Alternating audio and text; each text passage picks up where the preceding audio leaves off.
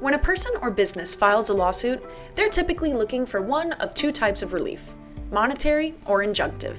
Monetary relief simply means that the litigant wants to be compensated financially for any damages or injuries they have suffered.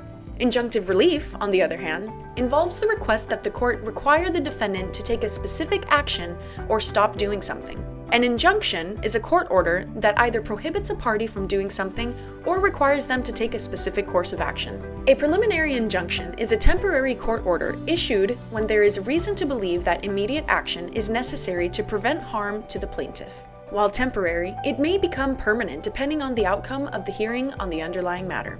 For example, if a former employee is suspected of using proprietary information to solicit customers, the former employer may seek a preliminary injunction to temporarily stop this behavior while pursuing a permanent case against the ex-employee. If a former employer suspects that a former employee or business is violating the terms of a non-compete agreement, for instance, the former employer may seek a non-compete preliminary injunction to prevent further harm.